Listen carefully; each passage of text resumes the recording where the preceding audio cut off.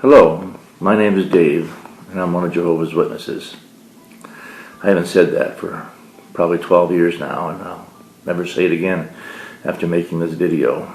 I'm doing this video in hopes that it will help start 2013, the first day, tomorrow, out with a completely clean slate. It's my way of making an effort to share my life story with you so that you, if contemplating becoming a Jehovah's Witness, or are Jehovah's Witnesses without the strength to leave the organization and try to enjoy your life right now to the fullest, I'm hoping that this personal story of mine will help you do that. It was early in my life. I was in the 4th or 5th grade when my parents, mostly my dad at first, became a Jehovah's Witness. Later my Catholic mom finally succumbed to his influence and became a witness, and this is back right around 1970-71. My older brother, freshman in high school, fought as hard as he could not to be one, but ended up kind of following the religion until at 17 he ran away. I have an older sister and a younger sister. My older sister, she killed herself this year, March of this year. She put a gun to her head, blew her brains out right in front of her ex-husband. She was a Jehovah's Witness. Many reasons why she could have done that, and I think only one reason why she shouldn't is because she shouldn't have done that because she was really loved by a lot of people, but yet she couldn't feel the love. All she could see was the daily, day in, day out grind of being a Jehovah's Witness and the never-ending carrot that they stuck in front of her face. When my brother left and ran away as kids, we were taught by my dad that it'd be better off if he died in a plane crash or a car crash or some sort of accident because he was outside Jehovah's organization now. And the only way he would survive into the new world would be to be part of the organization or get resurrected if he died in the system of things. These are some of the teachings that I was taught growing up as a Jehovah's Witness. My grandparents were not going to make it either. Both of my mom's Italian grandmother, a Catholic of many, many years, she was going to die, be destroyed by God along with my dad's mom. None of us kids ever graduated high school. We were all taught that school was evil, unnecessary, and that why go to school? The world's going to end in 1975. Our time is better spent in proselyting, preaching, and reading the Bible. So we never graduated high school.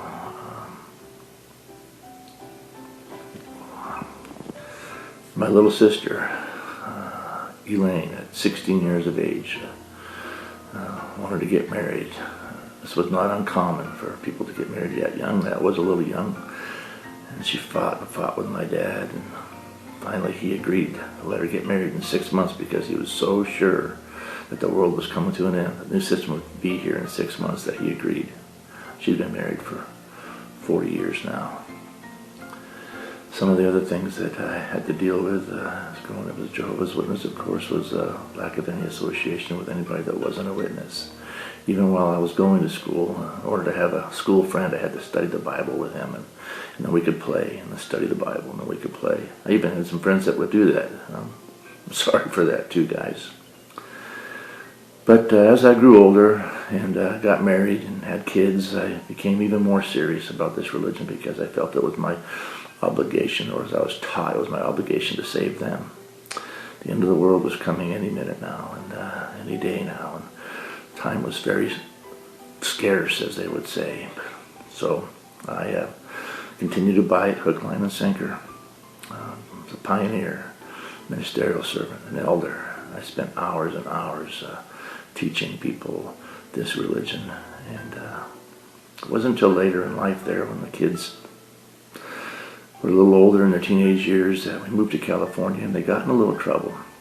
And in dealing with their so-called rebellion as an elder and with the elder body, I just woke up. I just decided, why are we putting ourselves through all of this pain and this suffering?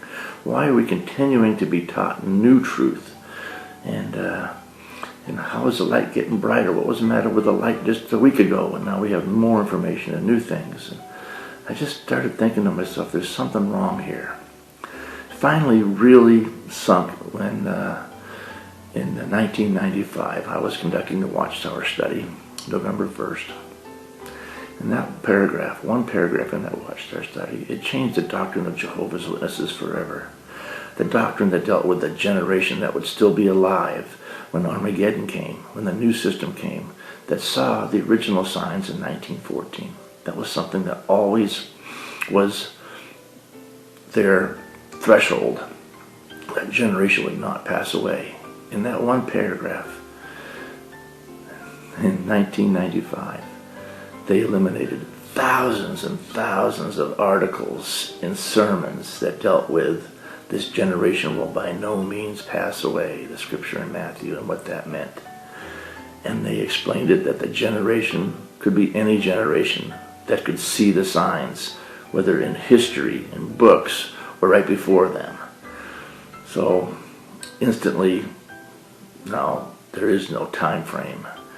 And everybody that was waiting and hoping and watching the age of that generation, all of a sudden now realize that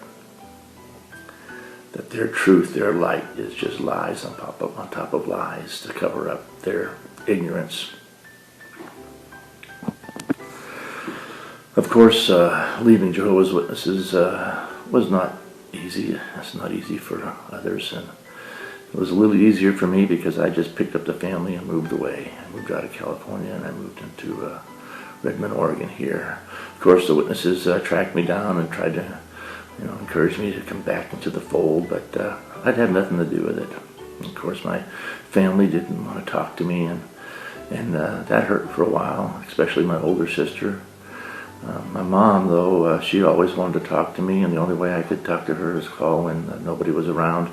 My dad wouldn't hang up the phone. And then after my dad died in 2003, after not talking to me for 5 years, my mom moved in with my sisters. For a while, my sisters would allow me to talk to her from time to time, but then that stopped about 3 or 4 years ago. It took almost a court order or police action for me to actually see my mom. I wanted my mom to tell me that she didn't want to see me, and of course she did. So they decided to let me see her in person, face to face, but still never talk to her on the phone. Happily, that changed recently when my sister killed herself. My little sister, who now is my mom's guardian, has decided, thankfully, that she will not stop my mom from talking to me. Evidently, she feels that mom's lost her older daughter, and now she's getting old and she may pass on, and talking to me brings some enjoyment in her life, and that I can't be saved. I'm not coming back in the fold.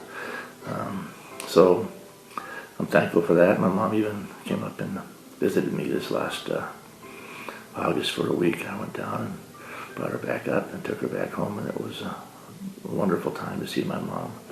She calls me twice a week now, or I talk to her twice a week, and I'm thankful for that.